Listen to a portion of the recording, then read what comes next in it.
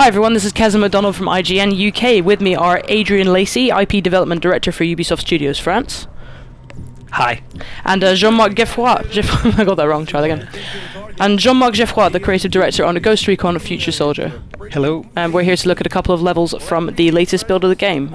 So what's this mission all about, Adrian? Well, this takes place just on the outskirts of Norway, so it's on the Norwegian border. So it's we call it the Snow Mission. One of the cool things about this mission is that you'll use your Warhound, which is basically a vehicle that will support your troops on the battlefield of tomorrow. And kind of looks like a giant metal dog, which is pretty cool. Well, it is a bit of a metal dog, but you'd rather that got blown up than one of your boys. So the idea is it's a fairly well-armored vehicle that will provide support to your squad of 4. So this is the Warhound here. This is the Warhound taking a little gander at his face. Absolutely. So obviously it has facial recognition, so it doesn't blow up your own team, and then it will work with your guys. What's interesting with the Warhound as well is that you can actually use it as part of the cover system. So you can hide behind it, and you can tuck in behind it, and you can advance into positions. Okay, hopefully we'll see some of that.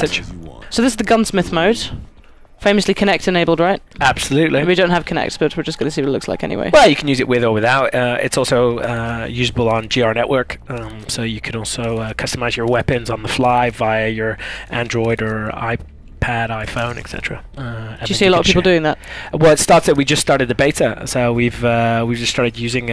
We just unlocked a few weapons to see people give it a blast, and you'd be surprised how many people can like to play with guns.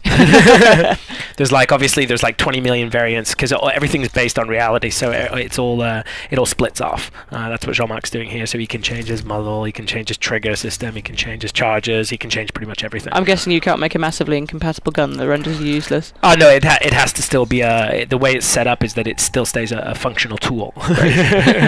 You can't make crazy stuff because then you can't lift it. So he's just gonna prepare himself, and then he's gonna get in there. He's got a sensor grenade. Use some of that augmented reality via the cross-comm. Let's do it. Okay, let's do it. So obviously your overall objective in this mission is to destroy the weapons cache. That's your main goal. So we'll stay focused on that. And as you work through the map, you'll see how that works. Obviously here you're going through a snowstorm, so what he'll do is he'll change one of his views. He'll change the magnetic views, which allows him to have a better visibility of what's going to happen on the battlefield, giving him a slight tactical advantage. So which different visibility options do we have? Well, here you have your thermonite, and you have your magnetic view. So here he's marking one of his targets. This allows not only you, so if you're playing in 4-player co-op, for example, it also allows your teammates and your other guys to see who you're marking, and you can calculate how you're going to work through it. So he's preparing the battlefield before he attacks, because obviously you can see them, but they can't see you. Hence the ghost. And he's number 3. One of the advantages of the magnetic view, it also sees some of the enemies who are coming. So maybe they're not active yet. So, for example, the driver of the truck. So it just allows you to prepare the ground, the battlefield slightly before.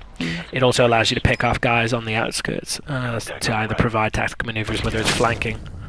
That's a synchronized shot. So basically, you'll see the 4 guys that have been taken out.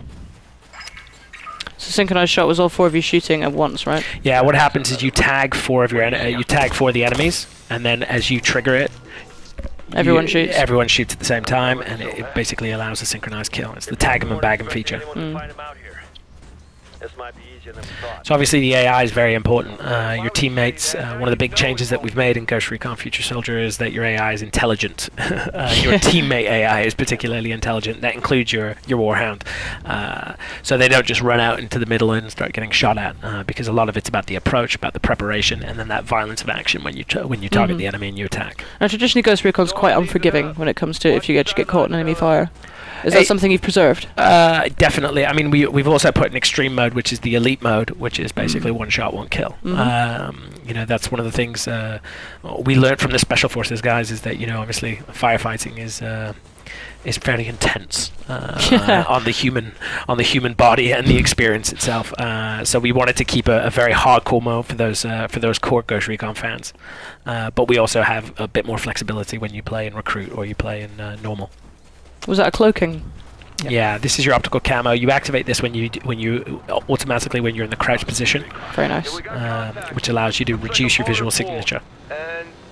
Basically, it's based on the same principle as general camouflage that you see on the battlefield today, anyway. But it's obviously in a more advanced prototype mode. Yeah.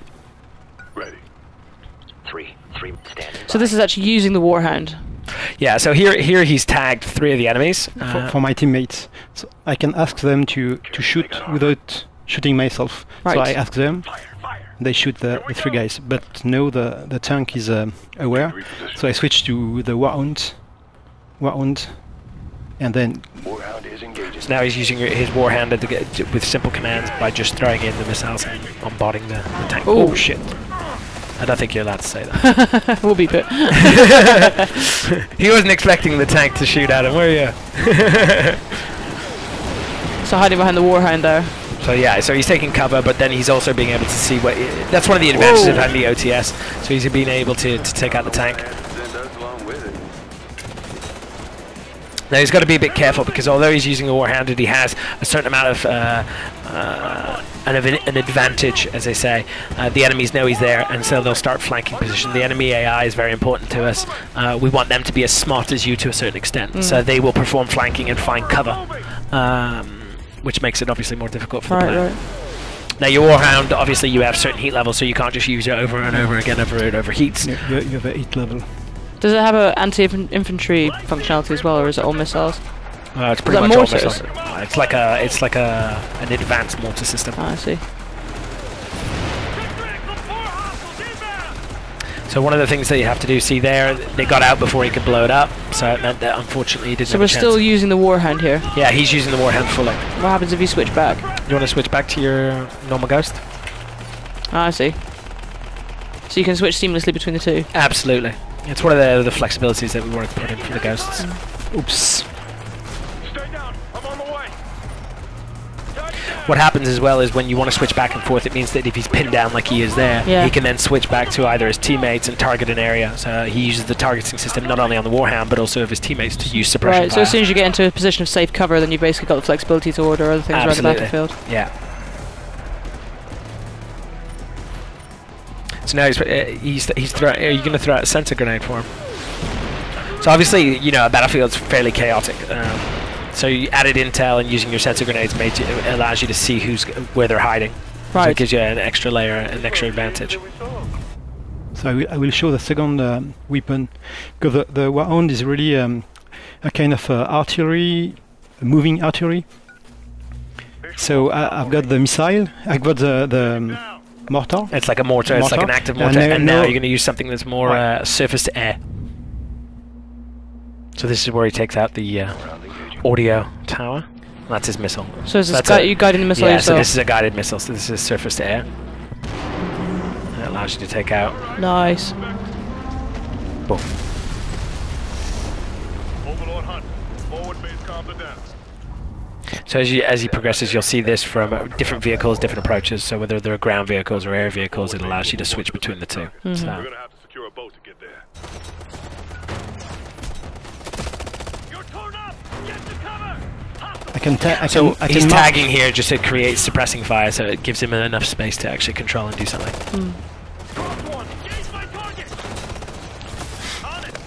The coordination system is working when you are in recon and when you are in fight mode. So in recon, it allows you to mark and coordinate your shots, and when you are in fight, it gives a target to your teammate, and they can shoot at, so that or you can flank, or in this case it's not easy because I'm suppressed. Die. So I can mark, oh shit, mark one. The two guys, 3 and 4. 30 is down.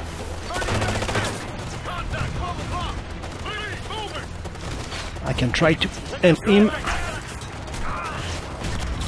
So one of the things that you get when you're playing the co-op campaign with 3 of your mates, obviously saving each other, you're risking yourself to save your friends, so that's what creates the dynamic, that teamwork dynamic.